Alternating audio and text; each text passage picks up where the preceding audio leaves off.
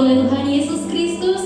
Aku percaya bahwa hari ini hari yang sangat memberkati sekali karena kita bisa kembali beribadah di hari Minggu ini.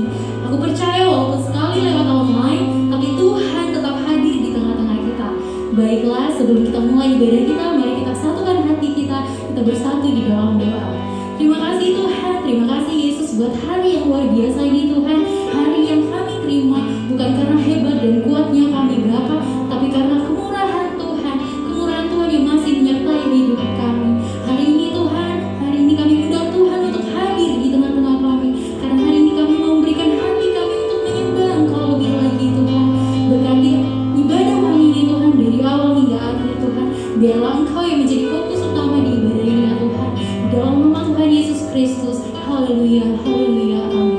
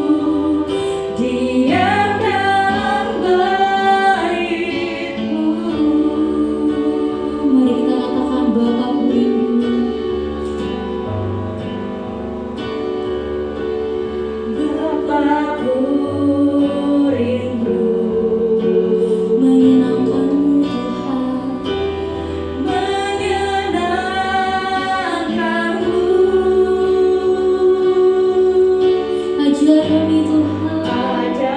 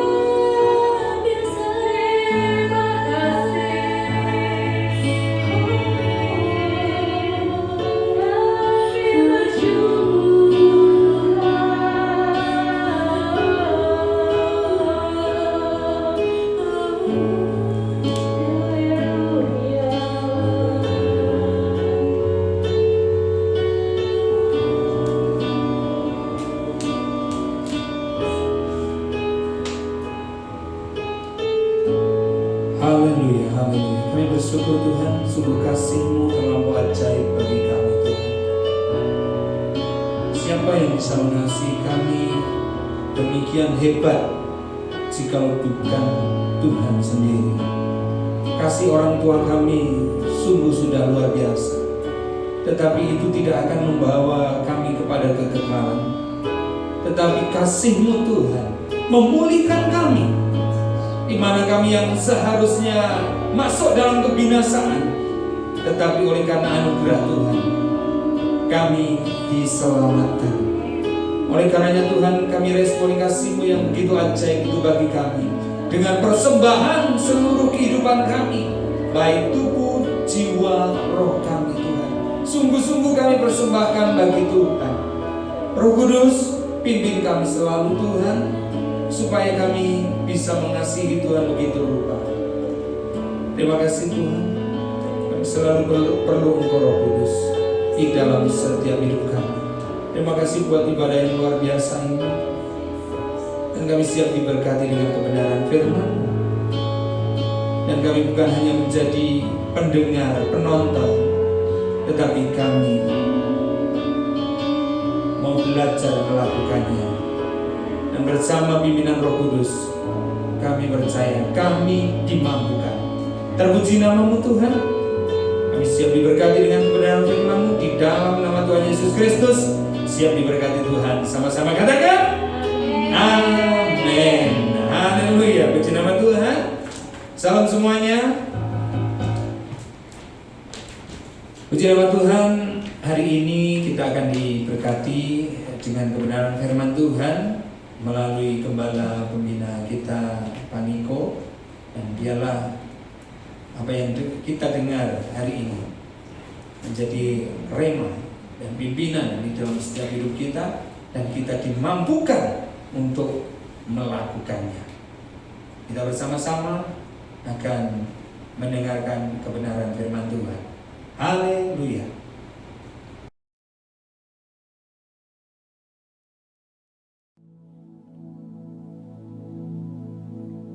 Shalom semuanya. Pada waktu Tuhan Yesus ditanya oleh murid-muridnya tentang tanda kedatangannya kembali dan tanda kesudahan dunia ini, Tuhan Yesus menjawab dalam Lukas 21 ayat 11 bahwa salah satunya adalah penyakit sampar. Sampar dapat diartikan sebagai pandemi. Jadi COVID-19 ini adalah salah satu tanda dari kedatangan Tuhan Yesus kembali dan tanda kesudahan dunia ini. Selain itu, Tuhan Yesus menjawab dari Matius 24 ayat 14 yang berkata, dan Injil kerajaan ini akan diberitakan di seluruh dunia menjadi kesaksian bagi semua bangsa. Sesudah itu barulah tiba kesudahannya. Tuhan Yesus pasti datang kembali. Karena itu dia memberikan amanat agung kepada kita, yaitu agar kita pergi dan menjadikan semua bangsa itu murid Tuhan Yesus. Hal ini juga berarti agar terjadi penuaian jiwa besar-besaran sebelum Tuhan Yesus datang kembali. Sekarang kita akan melihat bagaimana proses untuk menyelesaikan amanat agung atau proses penuaian jiwa yang terbesar dan yang terakhir sebelum Tuhan Yesus datang kembali. Untuk menyelesaikan amanat agung tidak bisa dengan kekuatan sendiri. Karena itu pesan terakhir Tuhan Yesus sebelum naik ke sorga kepada murid-muridnya, yang juga berarti kepada kita semua dalam Kisah Para Rasul 1 ayat 8, yaitu tetapi kamu akan menerima kuasa kalau Roh Kudus turun ke atas kamu, dan kamu akan menjadi saksiku di Yerusalem dan di seluruh Yudea dan Samaria dan sampai ke ujung bumi. Jadi untuk menyelesaikan amanat agung, kita harus menerima kuasa dari Roh Kudus yang turun ke atas kita. Setelah itu dengan disaksikan para muridnya, Tuhan Yesus naik ke sorga. Setelah Tuhan Yesus naik ke sorga, 120 murid Tuhan Yesus berkumpul di kamar loteng Yerusalem. Mereka melakukan ini karena Tuhan Yesus memerintahkan agar mereka tidak meninggalkan kota Yerusalem sebelum diperlengkapi dengan kuasa dari tempat tinggi. Tuhan Yesus berkata, sebab Yohanes membaptis dengan air, tetapi tidak lama lagi kamu akan dibaptis dengan Roh Kudus.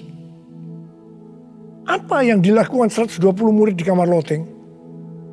Alkitab berkata bahwa mereka semua bertekun dengan sehati dalam doa bersama-sama. Artinya mereka berdoa, memuji dan menyembah Tuhan dalam unity siang dan malam. Ini adalah prinsip restorasi Pondok Daud. Ini adalah prinsip menara doa. Setelah 10 hari mereka melakukan hal itu, maka pada hari raya Pentakosta, tiba-tiba turunlah dari langit suatu bunyi seperti tiupan angin keras yang memenuhi seluruh rumah di mana mereka duduk. Dan tampaklah lidah-lidah seperti nyala api yang bertebaran dan hinggap kepada mereka masing-masing. Maka penuhlah mereka dengan Roh Kudus. Lalu mereka mulai berkata-kata dalam bahasa-bahasa lain, seperti yang diberikan oleh Roh itu kepada mereka untuk mengatakannya. Itu adalah bahasa Roh. Jadi tanda awal orang yang dibaptis dengan Roh Kudus adalah mereka akan berbahasa roh. Apa yang terjadi setelah murid-murid Tuhan Yesus dipenuhi dengan Roh Kudus? Hal yang pertama, Petrus berkhotbah sekitar 5 menit. Dan kira-kira 3.000 orang bertobat dan dibaptis. Petrus berkhotbah dengan kuasa Roh Kudus. Pada zaman itu, populasi penduduk dunia sekitar 255 juta orang. Sekarang penduduk dunia sekitar 7,8 miliar. Jadi 3.000 orang yang bertobat dan dibaptis pada waktu itu setara dengan sekitar 91.000 orang pada saat ini. Saya percaya hal ini juga bisa terjadi seperti pada waktu itu. Hal yang kedua, setelah murid-murid Tuhan Yesus dipenuhi dengan Roh Kudus, mereka dipakai untuk menyatakan tanda-tanda dan mujizat, sehingga banyak orang yang bertobat. Petrus dan Yohanes menyembuhkan orang lumpuh sejak lahir. Bayangan Petrus bisa menyembuhkan orang sakit. Sapu tangan atau kain yang pernah dipakai Paulus, jika diletakkan pada orang sakit atau yang dirasuk setan, maka orang itu akan sembuh. Dalam Markus 16 ayat 15 sampai dengan 18, Tuhan Yesus berkata bahwa kalau kita pergi untuk memberitakan Injil, maka tanda-tanda dan mujizat akan menyertai kita. Sejak tahun 2006, saya diperintahkan oleh Tuhan untuk mengadakan kebaktian kesembuhan ilahi. Selama 13 tahun, saya sudah mengadakan 318 kali kebaktian kesembuhan ilahi.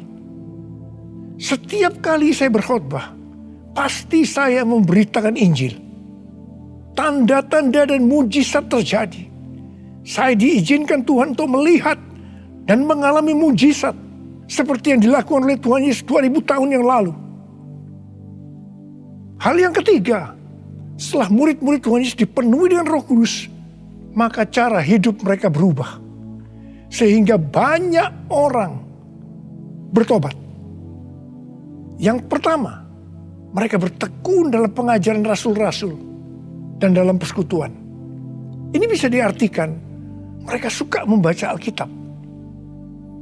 Mazmur 119 ayat 105 berkata, "Firman-Mu adalah pelita bagi kakiku dan terang bagi jalanku." Kalau kita suka membaca Alkitab, itu akan menuntun jalan hidup kita. Hidup benar sesuai dengan firman Tuhan. Kita akan menjadi orang yang berintegritas. Dan itu akan membuat orang lain bertobat. Firman-Mu pelita bagi kakiku, terang bagi jalanku. Firman-Mu pelita bagi kakiku, terang bagi jalanku.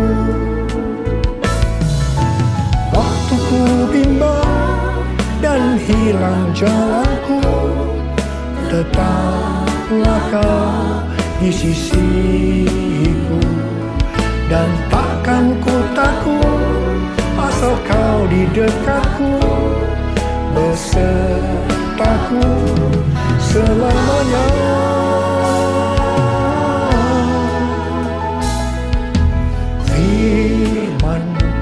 Pelita bagi kakiku, terang bagi jalanku. Terang bagi jalanku. Terang bagi jalanku.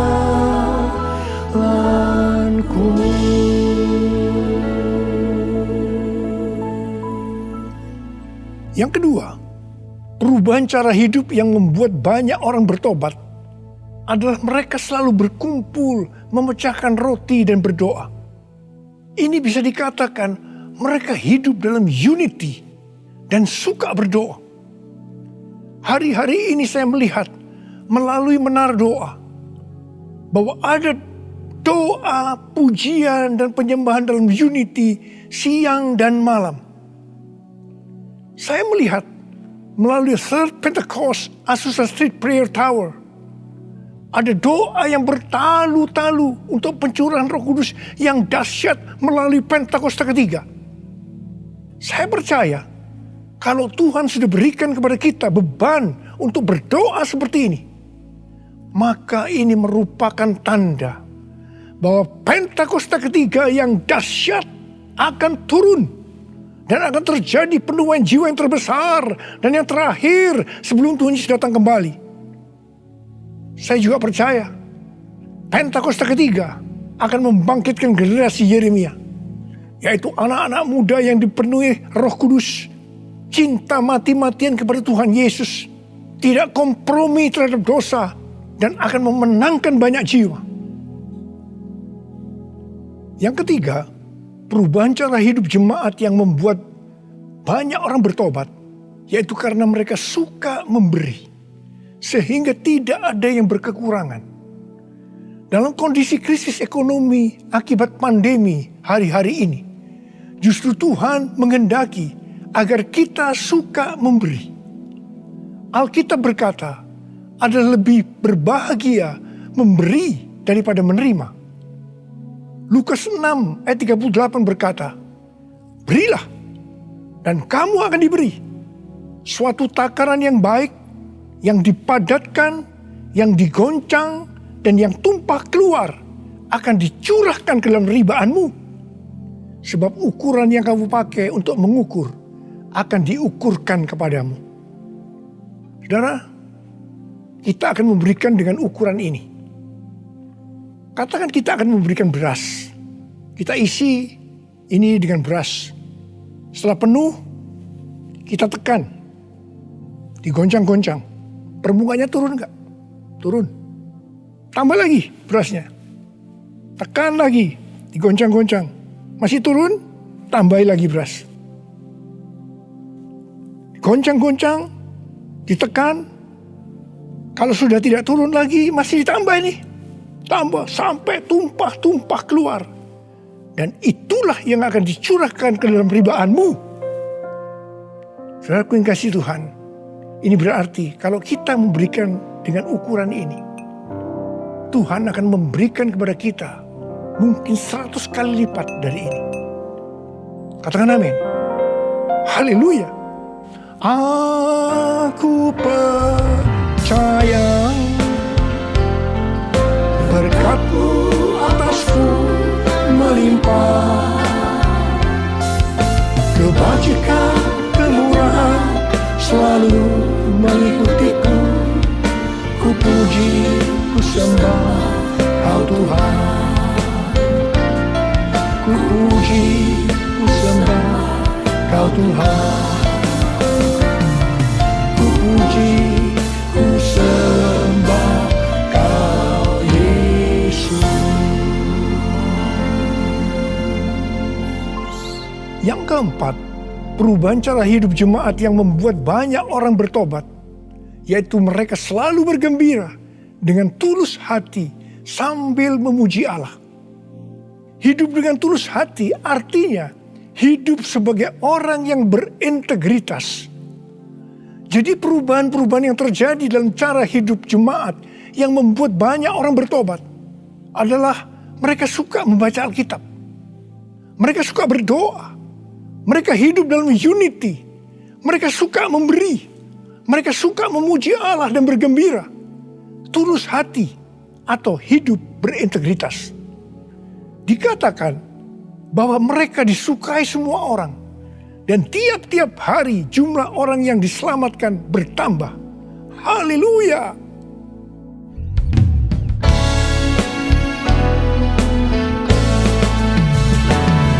Sembah Kau Tuhan, ku mengangkat tanganku, selamanya Kau ajaib bagiku. Ku sembah Kau Tuhan, ku wajahmu selamanya. Kau hebat bagiku. Haleluya, haleluya,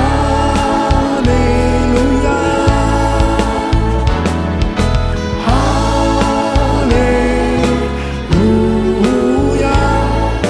haleluya,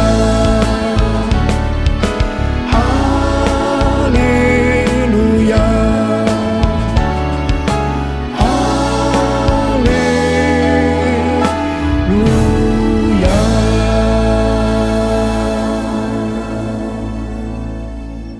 Saya percaya mereka menganggap bahwa pola penuaian jiwa hanya seperti itu. Mereka sebagai orang-orang percaya hidup dalam zona nyaman. Mereka biasa berkumpul dalam unity sambil membaca Alkitab, berdoa, dan memuji Tuhan dengan sukacita. Tidak ada yang berkekurangan.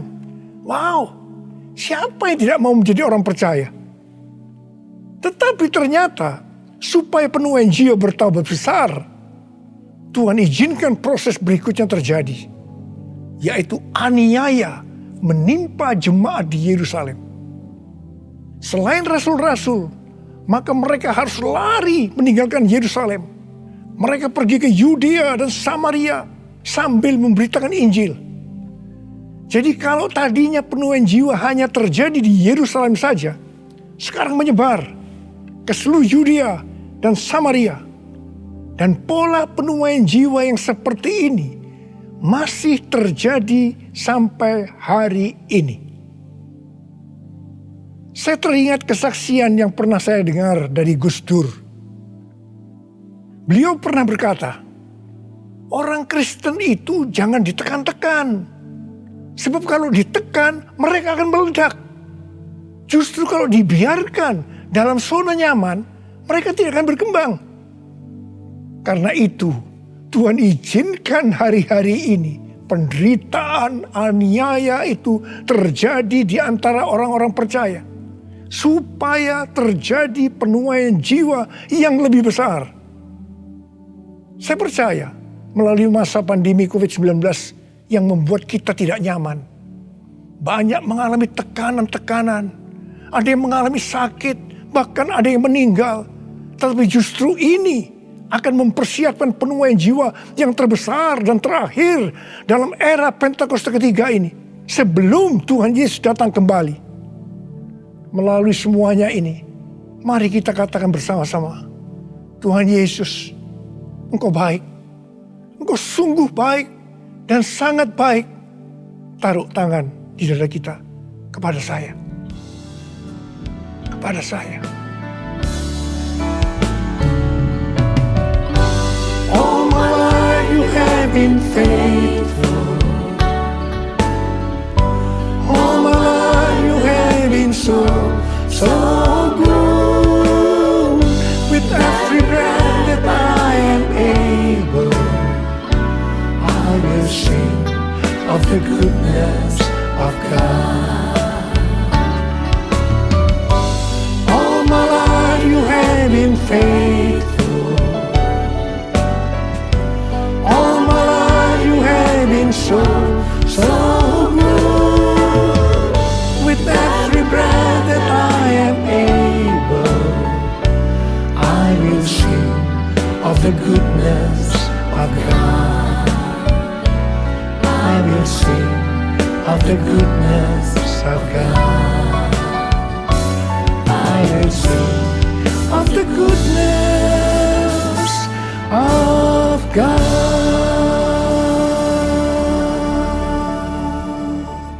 Ternyata pola penuaian yang terjadi di atas belum menyelesaikan rencana Tuhan.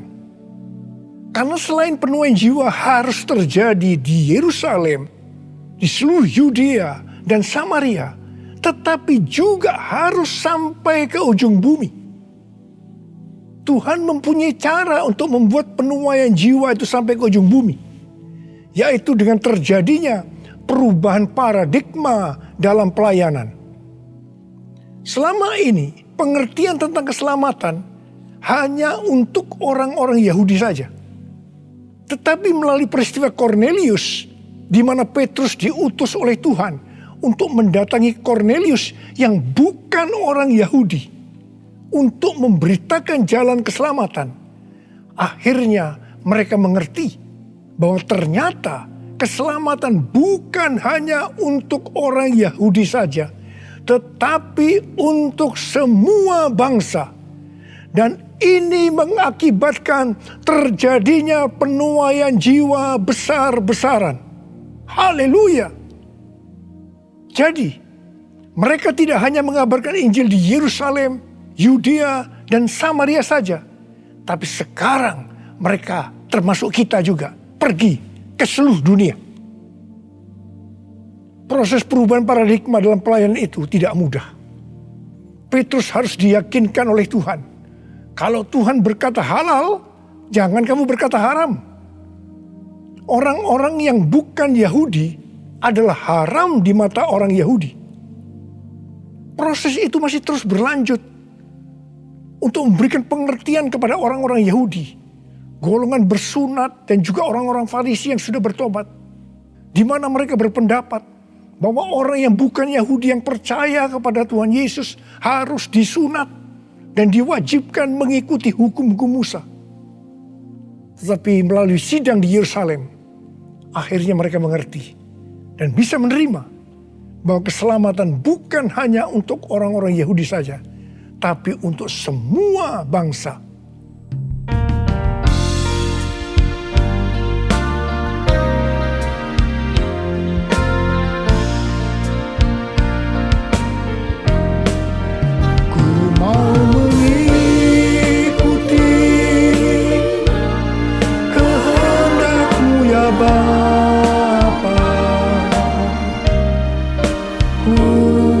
Selalu menyenangkan hatimu. Ku mau selalu menyenangkan hatimu. Ku mau selalu menyenangkan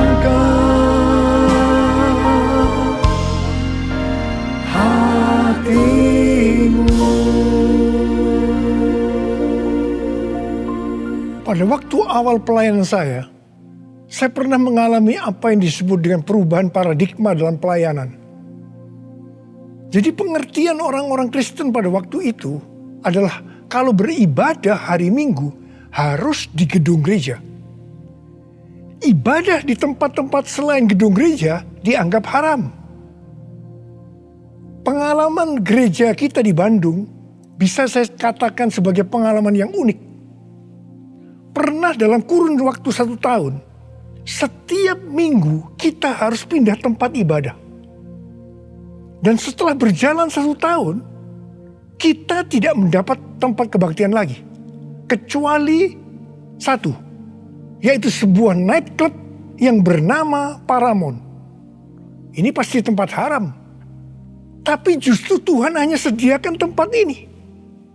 Dan Tuhan hanya berkata kepada saya, apa yang aku katakan halal, jangan kamu berkata haram.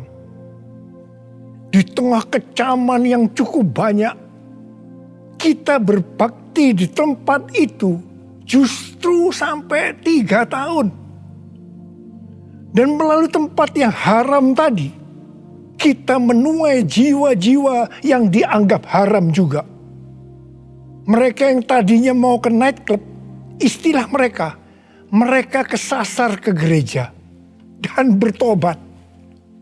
Tidak sedikit dari mereka yang sekarang ini menjadi pelayan Tuhan. Wow! Melalui peristiwa ini, kita diberikan pengertian bahwa bagi Tuhan tidak masalah tempat yang akan kita pakai untuk beribadah. Meskipun itu bukan gedung gereja dan mungkin di tempat yang haram. Kalau kita tidak peka terhadap kehendak Tuhan, tempat kebaktian untuk jiwa-jiwa yang bertobat pada waktu itu tidak akan mencukupi kalau hanya di gedung gereja saja. Karena waktu itu sedang terjadi penuaian jiwa yang besar di Indonesia. Selain itu, orang-orang yang mau ke gereja untuk pertama kali, karena bukan di gedung gereja, menjadi lebih mudah.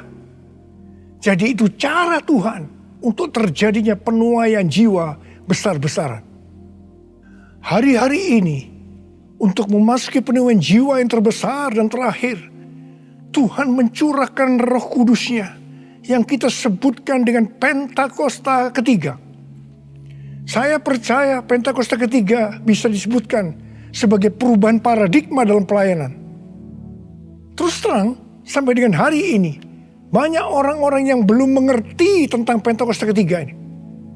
Memang tidak mudah untuk mengerti tentang perubahan paradigma dalam pelayanan. Tetapi saya percaya bahwa pada akhirnya kita semua akan melihat bahwa dengan adanya Pentakosta ketiga ini akan terjadi penuaian jiwa yang terbesar dan yang terakhir sebelum Tuhan Yesus datang kembali. Hosana, Hosana di tempat yang tinggi. Hosana, Hosana di hati yang suci. Hosana, Hosana, Hosana di tempat yang tinggi. Hosana, Hosana di hati yang suci. Angkat tangan saudara, saya berdoa buat saudara. Udialah basyarakat mata karawalawan. Ralala bara bara bara bara bara bara bara bara bara bara bara.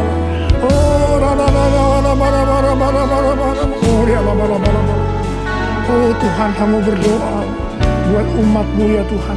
Hamba berdoa biarlah mereka boleh mengerti tentang perubahan paradigma hari-hari ini Tuhan melalui Pentakosta ketiga. Bapa, pakai kami semua ya Tuhan menjadi alat-Mu Tuhan, menjadi alat-Mu untuk menyelesaikan amanat agung Tuhan Yesus, untuk menyelesaikan amanat agung Tuhan Yesus, untuk menyelesaikan amanat agung Tuhan Yesus. Tuhan, curahkan pengurapan saat ini kepada kami. Terima pengurapan Tuhan. Terima. Terima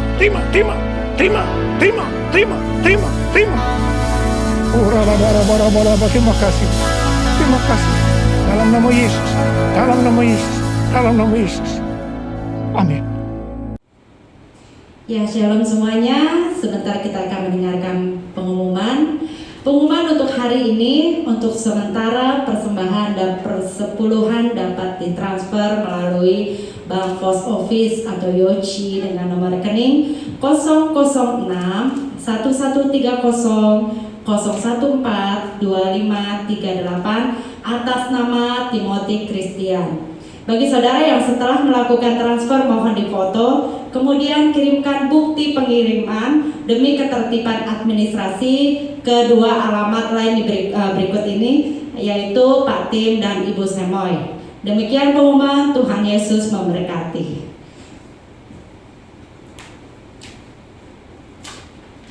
Haleluya, puji nama Tuhan. Dan saatnya kita akan mengakhiri ibadah kita hari ini. Haleluya.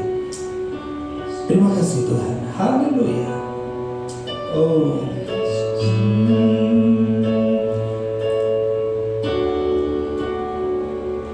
Limpahkan berkat rahmat-Mu, limpahkan damai serta-Ku, limpahkan kasih karunia-Mu di dalam Yesus Tuhan. Berjalan di dalam Roh-Mu, melakukan kehendak-Mu, hidup dalam kebenaran-Mu sampai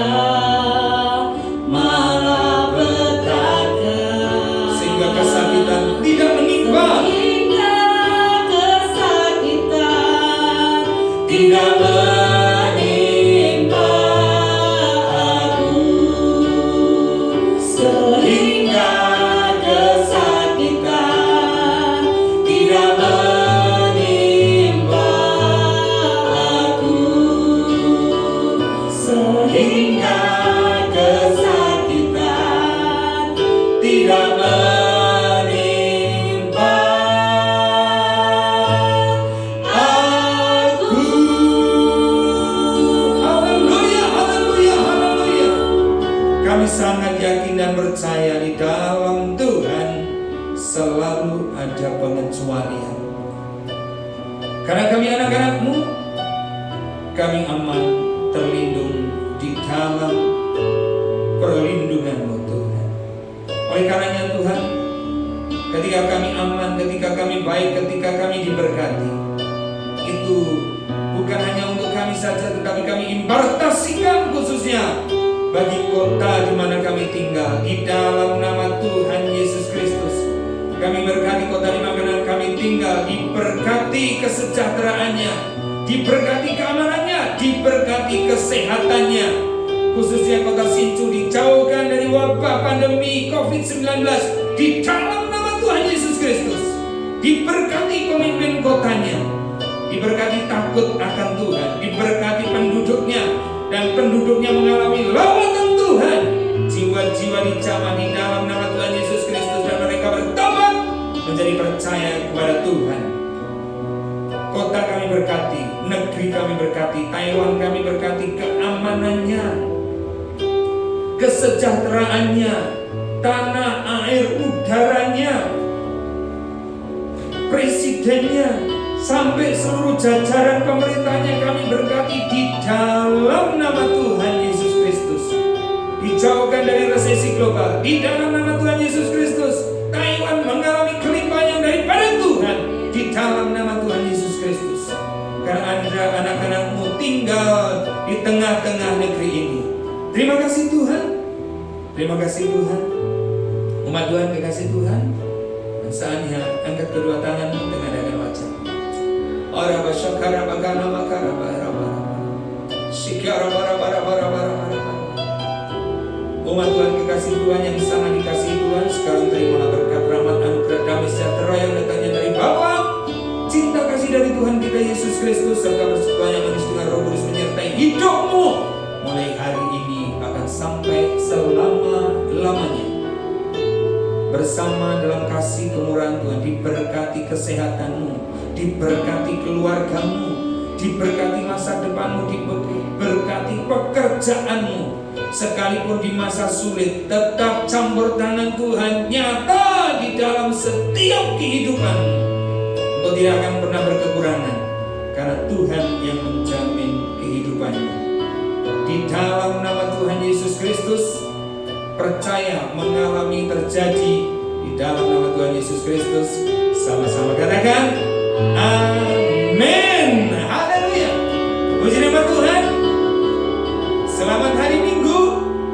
Tuhan Yesus pasti dan selalu memberkati. Amin. Haleluya.